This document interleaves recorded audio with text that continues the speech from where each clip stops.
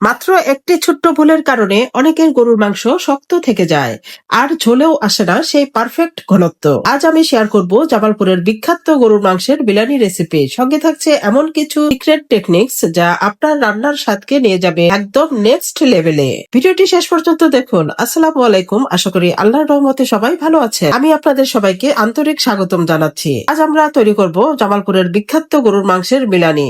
এই রেসিপির সবচেয়ে বড় বৈশিষ্ট্য হলো মাংস খুবই নরম হয়, ঝোল থাকে ঘন আর স্বাদ হয় একদম আলাদা।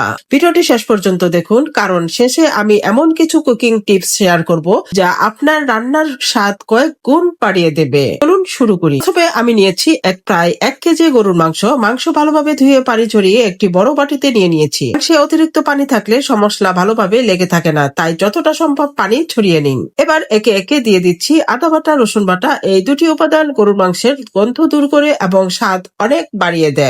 এরপর অ্যাড করছি হলুদ গুঁড়ো, ধনিয়া গুঁড়ো, জিরা গুঁড়ো, লাল মরিচের গুঁড়ো, গরম মশলার গুঁড়ো, স্বাদ মতো লবণ। সবশেষে দিয়ে দিচ্ছি পাতলা করে কাটা পেঁয়াজ কুচি। যত ভালোভাবে মশলা মিশবে রান্নার পর স্বাদও তত সুন্দর হবে, তাই এই ধাপটি কখনো তাড়াহুড়া করবেন না। এখন হাত দিয়ে সবকিছু খুব ভালো করে মিশিয়ে নিচ্ছি। প্রতিটি মাংসের টুকরায় যেন মশলা সমানভাবে লেগে যায় সেদিকে খেয়াল রাখবেন। এরপর ঢেকে রেখে দেব কমপক্ষে 30 মিনিট। যদি সময় থাকে তাহলে 1 ঘন্টা বা 2 ঘন্টা মেরিনেট করলেও স্বাদ আরো বেড়ে যাবে। এবার চুলায় একটি প্রেসার কুকার বসিয়ে পরিমাণ মতো সাদা তেল গরম করে নিচ্ছি। তেল গরম হয়ে গেলে দিয়ে দিচ্ছি তেজপাতা, দারচিনি, এলাচ, লবঙ্গ। কিছুক্ষণ ভেজে নিলেই দারুণ একটা অ্যারোমা বের হবে। এরপর দিয়ে দিচ্ছি আরো কিছু পেঁয়াজ কুচি। হালকা গোল্ডেন ব্রাউন হওয়া পর্যন্ত ভেজে নিচ্ছি। এখানে টিপ হচ্ছে পেঁয়াজ বেশি পুড়িয়ে ফেলবেন না, তাহলে ঝোলে তেতো স্বাদ চলে আসতে পারে। এবার মেরিনেট করা গরুর মাংস প্রেসার কুকারে দিয়ে দিচ্ছি। কয়েক মিনিট ভালোভাবে নেড়ে কষিয়ে নিচ্ছি। এরপর প্রয়োজন মতো সামান্য পানি দিয়ে ঢাকনা লাগিয়ে দিচ্ছি। এখন অপেক্ষা করব কয়েকটি সিটি উঠা পর্যন্ত।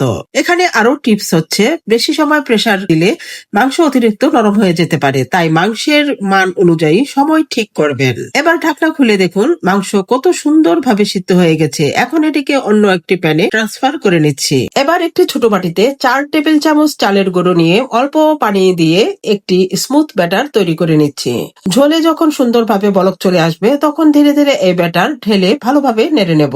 এরপর লো ফ্লেমে কয়েক মিনিট রান্না করব। দেখবেন ঝোল ধীরে ধীরে থিক এবং ক্রিমি হয়ে যাবে। এখানে সিক্রেট টিপস হচ্ছে চালের গুঁড়ো একসাথে ঢেলে দেবেন না, ধীরে ধীরে মিশালে ঝোলে কোনো দলা হবে না। এবার ঢাকনা খুলে দিয়ে দিচ্ছি সামান্য গরম মশলার গুঁড়ো। ভালোভাবে মিশিয়ে নিচ্ছি।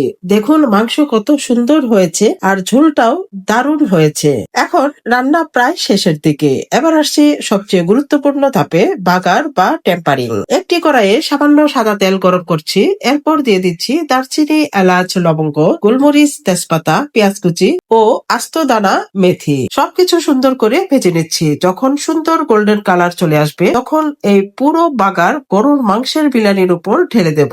এরপর 1 মিনিট ভালোভাবে নেড়ে নিলেই তৈরি হয়ে গেল জামালপুরের বিখ্যাত গরুর মাংসের বিরিয়ানি। দেখতেই পাচ্ছেন ঝোলটা কত সুন্দর ঘন হয়েছে আর মাংসটাও একদম সফট ও জুসি। গরম ভাত, পোলাও কিংবা নানের সঙ্গে পরিবেশন করলে এর স্বাদ সত্যি অসাধারণ লাগবে।